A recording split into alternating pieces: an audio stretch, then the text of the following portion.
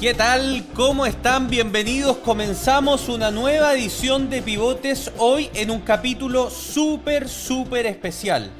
Porque nuestro invitado es internacional. Esta entrevista durante los próximos minutos va a ser inglés. Vamos a disponer para ustedes de los subtítulos.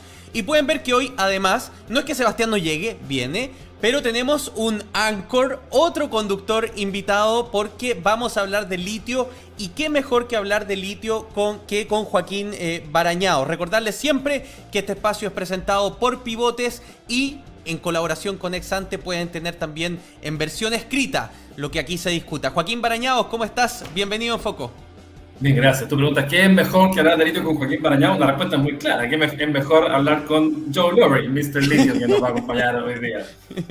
Así, oye, bueno, 3 cucharadas a la papa siempre decimos, we are going to introduce now our international guest. He's the advisor and the president of Global Lithium, which is a company of consulting, and you can see him now on the screen. Mr. Joe Lowry, also a podcaster. Hello, Joe. How are you? Welcome to EnFoco. Very well. Apologize to your audience for not speaking Spanish, but such is life. Well, so we always start this space saying, who should first? The first question. But since Joaquín is today here, Joaquín, you have the first question to talk and to begin this conversation with Joe Lowry. Well, the first question is pretty obvious, pretty straightforward. What do you think in general terms of the national strategy? Well, I think it's a good thing that it finally was announced. There's been a lot of speculation. I think there's been a lot of mischaracterization of this. I don't view this as nationalization, which is what the world press picked up because it gets headlines. But I do think that it does have the potential to slow down, not speed up the development of lithium in Chile. And Joe, the question there is why? Why slow down this development? Do you think that this is because the government is pushing for a policy which include the state in the ownership of the companies? What's your take on that? I don't think it's necessarily some state ownership. I think when it's a very clear, we have to have the majority, and there's an uncertainty about whether that even takes place because it has to be approved, as I understand it, by another governmental body, and there's no timeline. So it has just increased the uncertainty. And that layered on top of the fact that Chile just got almost a gift with the Inflation Reduction Act in the US, and the fact that lithium coming from Chile is compliant for all the incentives because you have a free trade agreement with the US and your neighbor across the Andes does not. I think that's, you would have seen capital flow to lithium projects in Chile if there had been a clear policy before. I mean, right now you only have the Atacama, and then under an old law, you have the potential to develop Maracunga, but all the other salars were really lying dormant because there wasn't a clear way to access them. Joaquín Barañao. So there is this word, majority, and I would say that the main discussion is about that. Do you think that geology is so good that companies will be interested anyway, or that particular word, that particular condition will scare some companies that otherwise would invest? I don't know if the saying exists in Spanish, but in English we always say the devil is in the details. Mm-hmm. And the details aren't clear. So it's hard to give a very cogent answer to that question. But I will say that if you look at capital hates uncertainty, and it's an uncertain situation. When they say majority ownership, if it did not include real control of the project, I mean, the government is rarely a good operator of assets. So we don't really know how the government intends to behave. I think it was a brilliant stroke on the president's part to make it clear from the beginning that he does not intend to tinker or disturb the existing agreements with Albemarle that runs to 2043 and SQM that runs to 2030. But layering on top of that, but we really would like to negotiate ownership sooner rather than later, also added uncertainty that I think is a good part of the reason why the stocks of those two companies were hit so hard after the announcement. Joe, Is there any country in the world we can say where there is a similar rule or a different approach? Well, you have very few meaningful lithium producing countries. Australia and Argentina are the two other more significant players. Historically, the United States was the leader, but they ceded that early in my career. And so, no, there isn't anybody. I mean, there's a lot of uncertainty in Argentina just because Argentina's Argentina, but it isn't from a governmental perspective as you have recently had in your country. So overall, Joe, if I'm taking it in the same meaning that you are trying to express, we could say that there is no international comparative policy of a country doing this kind of joint venture between the state and private companies trying to own the new company that will be created to explore the lithium? Well, let me say that I don't consider Bolivia a real lithium producer. Everybody likes to talk about the lithium triangle. The lithium triangle really has two legs because Bolivia is a joke internationally in the lithium industry. It's not that they don't have lithium reserves. They certainly do. Before I started my career, which was a long time ago, it was 1990, the company I worked for tried to go to Bolivia before they built their project in Argentina. That would be what's now called Livent. Bolivia has a track record. It isn't just the Morales years and the current years. It goes way back. They always wanted to put more and more rules on top of deals that they would negotiate. So that is a model for state interference or too much state control. And that's part of the reason why I'm not a big fan, because look at Bolivia, huge reserves and virtually no production. And they've announced deals on deals on deals. When I was living in Asia, Morales used to come to Asia, get his picture taken with his head of state, and then come back and say, well, if you don't build batteries and cars here, we're not going to do business with you. So that's the negative side of state control. You also have what Mexico's claim they're going to nationalize. People make a big deal out of that. Mexico doesn't produce lithium. So I don't view either of those two countries, even though they have more state controlled, at least on paper, models, because they aren't real lithium producers of any substance. Bolivia has produced a little bit in the past, but it likes to make announcements. It doesn't really tend to do anything meaningful in that regard in terms of production. Chile is trying to do something that has not been tested before, I guess. Well, I mean, you can draw analogies to other industries. I mean, Chile's bringing in a state-owned copper company to, I guess, be their negotiator. So yeah, you can judge for yourself whether Codelco was the best way to run the copper industry or not. I'm not going to comment on that because I'm not an expert in that field. But I would say that because lithium is going to grow at least 10x in this decade, and that's not an aggressive number. That's my numbers tend to be more conservative than some of the bank analysts. So in a world, and let's just take a step back and look at when Eduardo Bertrand was at Corfo, the deals he made with SQM and Albemarle, how many $1 billion is that going to result in between now and 2030? It's not, when Bachelet was running the country, I think that's her name. I may mess that up. It was the People's Lithium and all this talk about the People's Lithium. Well, what progress was made in her tenure? And you can say, well, the market didn't grow as much, and that is true. But I would have preferred to see a policy announced that got the kind of royalties that are in the Corfo deals, but without state ownerships. But then again, I'm not a Chilean. I'm not from your side of the equator. So, maybe people say, well, what's the talking head from America have to say about this? But that's my opinion. Sebastián Rivas, thank you for joining us. Joe Lowry, Sebastián Rivas is here. He was coming during all this time. He was riding a taxi to his home. Welcome, Sebastián.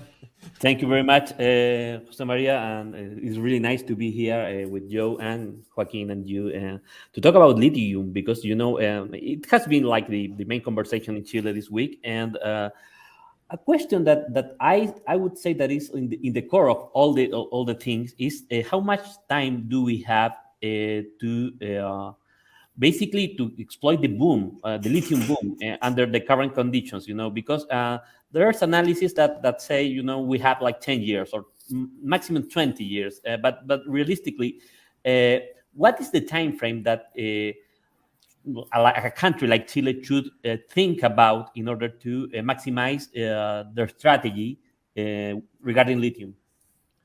Let's be clear. Chile is in a great position. I think that position lasts for at least 2 decades, maybe longer. There are people out there that will say, well, if you get to 2040, then recycling is going to be most of the circular economy. There's a lot of questions around. Certainly recycling is going to be a contributor, but you're always going to need new resource projects.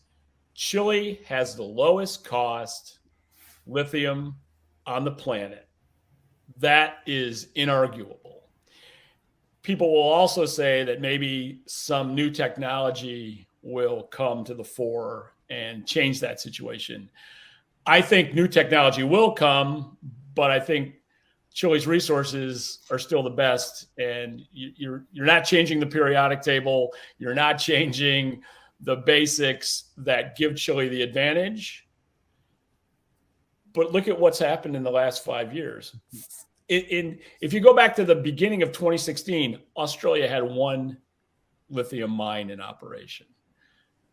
Chile was still the dominant world producer. That's all flipped in the last 5 to 7 years. And it's a shame. It didn't need to happen, but it has happened. Be that as it may, Chile can recover very quickly with the right policies. It takes longer to bring brine assets, which is what you're blessed with, online than it does hard rock assets. But if you look out with the right policies, you could again be the leading lithium producer. The question is, will you? Joaquín Barañao. I'm surprised about the reaction of some companies after the announcement. I suppose they're being, they're thinking, this is the guys we have to negotiate with. This is the people we have in front of us. So I suppose behind the curtains, they are more critical there. Do you think that's a fair assessment? Well, when you say some companies, could you be a little more specific? Because there's a lot of people out there talking about it right now, and people have different agendas. I'm sure the Chinese are happy about this because the Chinese are the most likely investors, because Chinese need more lithium. They have terrible resources within their borders. I lived in China. I've been to just about every province. And this policy makes it look like Western capital is going to say, maybe we don't want to go to Chile. The Chinese are going to be happy to come in. And is that what you want to happen? Because that's a geopolitical hornet's nest that you may not want to be involved in. But I think, Joaquin, you were trying to point, I guess, to SQM, for example, the answer that they had give to this lithium national policy presentation. No, in their case, it's pretty obvious. They have to put on the best face, because they didn't have any other choice. I was thinking more in in companies that are interested in new investments, such as Salar Blanco, and the reactions were mixed. And when you talk to, okay, I will not name names, but when you talk to them in private, they seem more reluctant. But to the press, I think you're absolutely right. I think that the level of uncertainty that this has added, because if the policy had been, okay, we're going to open up the salars, we're going to have bidding. I mean, you've done that before unsuccessfully. I mean, Chile, you have to look at the whole history of how Chile's handled lithium. And it said a lot, but not followed through or not done it. And then BYD had a deal, and then it didn't have a deal. So there's a fair amount of cynicism out there about what this policy will mean. As I said before, the devil's in the details, and we don't know all the details. But I will also say that Europe is desperate for lithium values as people try to have China-free battery supply chains. North America is desperate, but North America has a fair amount of lithium. Canada's got a lot of hard rock lithium. Canada will become, I think, the Australia of North America in terms of lithium supply. And I don't think you have a short time frame for a lithium boom, but I do think you have a shorter time frame. The more capital that gets deployed in North America is a negative for you. It's pretty simple. Once people start down a path of developing assets in other countries, then it's going to be a tougher decision to put money into Chile. What I would urge the president to do and his team is to make things really clear really soon about what this all means. Well, with that time frame, you already answered. I guess everybody asked you the same, that about the sodium batteries. Well, you already said that they are not going to replace quickly enough, or they are not going to be a replacement in the next at least decade. Okay, hold on. You know, okay, come on, Joe. That's a curveball, because sodium, even if they have great success, is a niche play. Mm-hmm. And there's going to be so much lithium needed, not just for EVs, but for energy storage systems.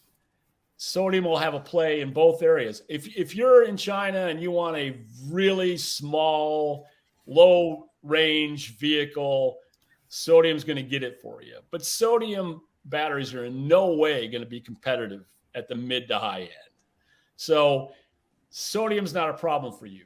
Chile's got the best cost structure overall for lithium in the world. Sodium might be a problem. The guys at the high end of the cost curve that can't compete at lower prices. And if lithium prices go down even into the mid-20s, sodium becomes much less attractive. Many people here live under the phantom, the threat of the history of saltpeter, which was replaced quickly in a time frame of 15 years after the First World War. But of course, lithium is different because it's an element in the periodic table that's not replaceable. And you could that comparison is probably better with whale oil. Yeah, exactly. than it is with lithium. Joe, let's try to teach to a people that is watching us, and they may not have a deep knowledge about the lithium system and how the companies are and the industry is working around the world. Let's make this exercise, because you just said Chile has the best cost structure for producing lithium in the world. Why? Is that because we have some places like the Salar de Atacama? And what makes that kind of salar that different with the rest of the world?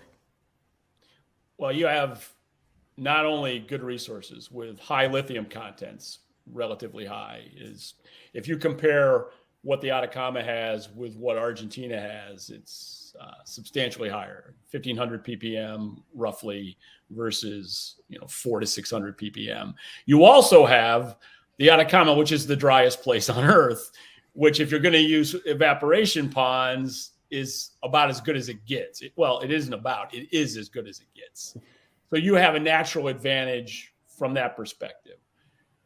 That's probably a good segue into the whole DLE thing that was also part of the announcement, is that over time, I'm sure there will become commercial pure DLE.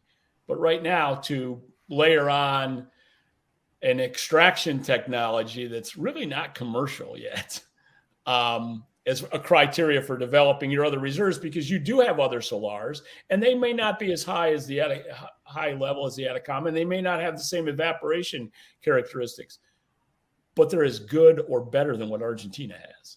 That's the key point. And when you look at the rest of the world, what China has is garbage. I mean, they've spent billions of dollars since I started going up there in 2002, and I've watched them spend billions of dollars, make very poor quality product, and they're still struggling. So if you look at threats, if you want to talk about threats, if a DLE technology can start to process, say, the Smackover for oil formation in the U.S. or old oil field brines, that could be, it wouldn't be cost competitive to the Atacama, but it could be a threat in terms of other areas being able to bring lower cost than, say, lepidolite in China online. And I don't want to go too far into the weeds because your audience are not lithium people, but all these things are easy to Google. Sebastián. I was wondering regarding Joe, if we look at the best strategy for Chile in the short term, what would be your opinion, regarding lithium to increase the production? Basically, is renegotiation, for instance, in the Atacama Salar, or open competition, or maybe the National Lithium Company. But I would like to hear your analysis regarding probably from here to 2030. What would be the best strategy for Chile to get more of this lithium boom that is happening right now? It's going to be hard to, SQM's done a great job in the last few years of increasing production, but they struggled for a long time. They don't like to talk about it. But if you go back just a few years, they were announcing 100,000 tons and doing 50. And I think they did 50,000 tons 3 years in a row. And, that's one of the reasons why SQM's not real happy with me right now, guys. I just call it as it is, not as they would like to reconstruct history. But they have done great lately, and they should be proud of that. But the Atacama has limits because of hydrology, because of all the other factors that go into this with the local communities. I spent several days in last November in the Atacama region. Oh, really? And what shocked me. I'm everywhere. That's Mr. Lithium. That's why I've been, the first time I came to Chile was 1997 to negotiate a truce between FMC and SQM when SQM was first starting up. I negotiated the first big supply agreement they had. We could do history if you wanted to, but we won't go there. So the most interesting thing to me was I talked to a lot of people, and you say, how does a gringo who doesn't speak Spanish talk to the local? Well, I was with native speakers, and I was shocked that to a person, when I would talk to somebody in a restaurant or a driver of a vehicle that I was riding in and ask them, what are their thoughts about lithium? They would say, well, it doesn't really matter because the new administration isn't doing anything different. We're not going to see any of this money. This money's all going to Santiago. We're not being heard. I was really surprised. You get a communist guy in there and he's supposed to be like, for the people. The perception of obviously I probably talked to 20 people, but it struck me that they didn't see a bunch of difference between Piñera and the new guy. Well, this is not what the numbers tell. The numbers tell that the sums that are redirected to that area is big. Well, anyway, what do you think about re-injection of water? Like, could you? I have asked this question to several experts. I would like to know your opinion. Could you pump water from the ocean and re-inject in the salt flat and hence increase production?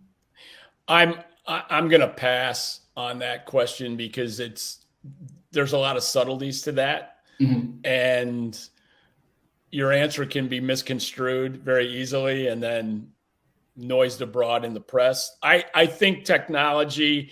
I don't think Albemarle or SQM's done enough technology-wise because they were fat, dumb, and happy with that situation. That's a positive of this whole thing. Albemarle's got 30 or 40 people working on DLE right now, and they got nothing to show for it. And if you look at their solar improvement project, let's see how that goes. But saying we want to do 50% recovery now and get into the low 60s or whatever it is, that's going to help, but they're nibbling around the edges. And there is so much money available now. I mean, I blame Corfo for this too. I mean, Corfo should be much more aggressive. They have the biggest interest here. I mean, who has the greatest rate of return these days from the royalty and the other parts of those deals that have set-asides for technology investment? What are they doing with DLE? How are they encouraging that? Who are they supporting? I think Corfo's record isn't very good either. So I just want to be unpopular with everybody in Chile. So I'm just going to criticize everybody. But yeah, Corfo has. I think they ought to bring Eduardo Bertrand back.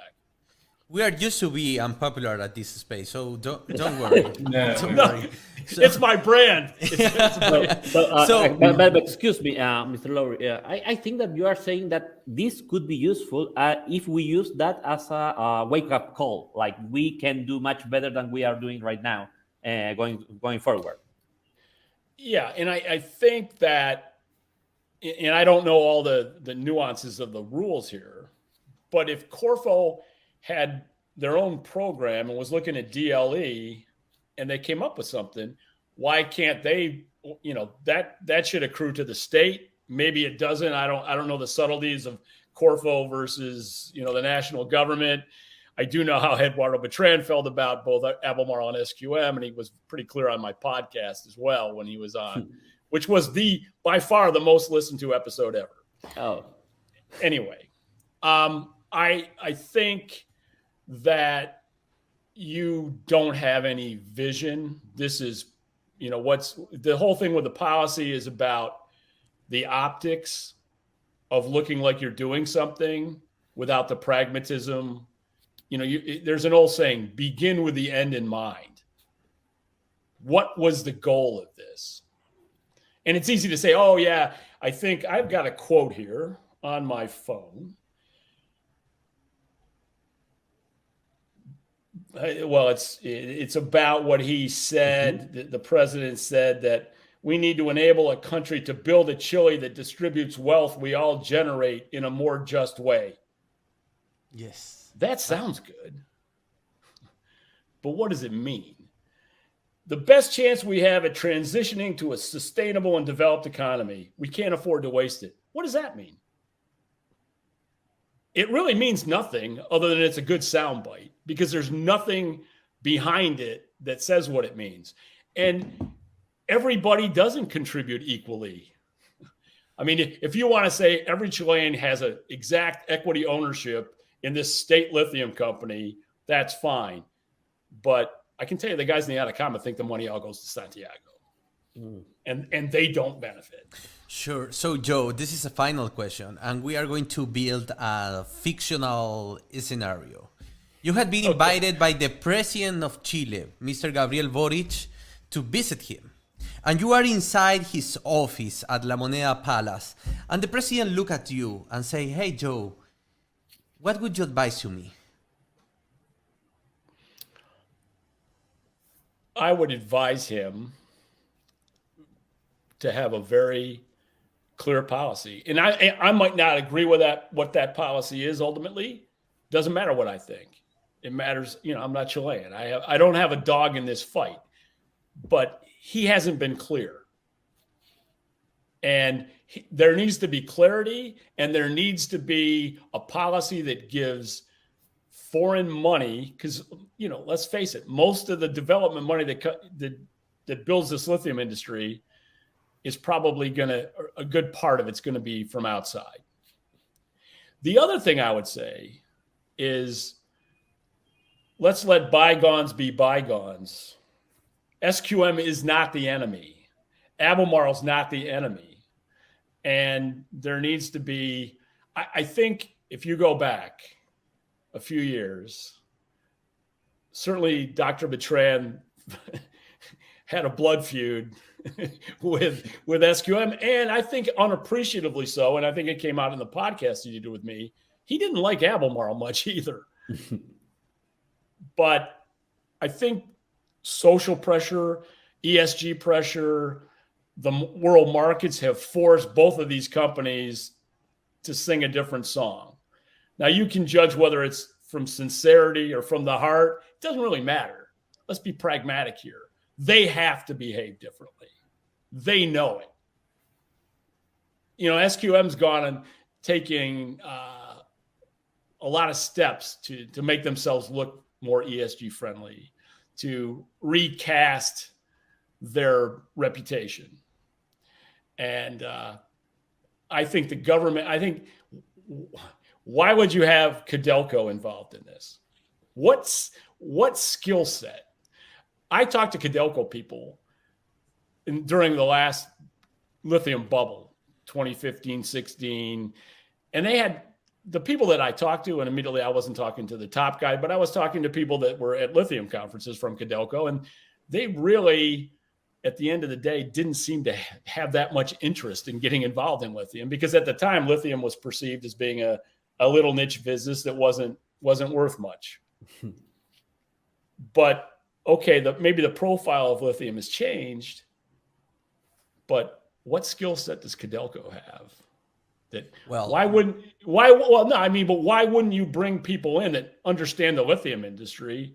There's people out there. And if you don't want to get them from SQM or Albemarle, get them from somewhere. But Codelco, really? Yeah, but this is a political movement. That's the detour that the president is taking, because he knows that he may not have the votes in the Congress to create the National Lithium Company. 100%, but you just made my point. This is politics. Sure. Well, I never, even if he gets the votes, it's going to take years. So. Oh yeah, and that's absolutely true. And trust me, I want Chile to succeed. It may not sound like it all the time, but I do. I think Chile's critical. There isn't going to be enough lithium. People haven't even started to see how critical it is. Let me give you one fact that's not exactly related, but Elon Musk likes to talk about lithium. And Elon's done more to create demand for lithium than anybody, and he's done more to limit supply than anybody. And I say that a lot, but he talks shit about lithium. I mean, let's just call a spade a spade. It's not that easy to do. The top 6 lithium producers in the world can sell 100% of their lithium without selling Tesla a kilogram. That wasn't true 4 years ago. The whole power dynamics of this industry are rapidly changing. And I just see with what was announced that it was half baked. That's how I would summarize it. So if you were gonna say, what would I say to Mr. Boric in his office? I'd say put it back in the oven and finish the baking job. Okay, we are going to end with that reflection, Joe. It has been a great pleasure to have this conversation with you. I'm sure Joaquín and Sebastián are feeling the same at this moment. I don't know, Joaquín or Sebastián, if you want to say something to Joe before ending this space. Joaquín, you can go first. It's okay. I have made my questions. I have learned a lot. Thank you very much. And Joe, I have just I don't think Joaquin's happy. I'm just gonna lay that out there. I don't think he enjoyed the interaction. I'm sorry. Okay. I didn't enjoy the interaction. I do not enjoy the policy, the interaction for sure. Okay. But Joe, just an extra thing. If you are coming to Chile, it seems that could be possible. And very soon, just let us know to have a conversation here, because it has been really great, and I am sure that everybody that's listening will think the same way. So thank you very much for your time and for your knowledge in this conversation. Thank you. Ok, so fue Joe Lowry, Mr. Litio, es el presidente y también consejero de Global Lithium, una de las empresas de consulting de litio más grande del mundo. Tremenda conversación hemos tenido este día, la han podido leer en subtítulos, pero qué mejor que romper las barreras idiomáticas para enriquecer la discusión en espacios como EnFoco, donde conversamos sobre políticas públicas. Don Sebastián Rivas, don Joaquín Barañao, muchas gracias pues por haber estado en este programa hoy día. Como siempre, un programa presentado por Pivotes en colaboración con Exante. Que estén bien, nos vemos Muchas el próximo gracias. jueves. Y para chao, que chao. escucharon en inglés, thank you very much. We'll see you next Thursday, I think. Next Thursday. Next Thursday. Que estén muy bien, cuídense. Chao, chao.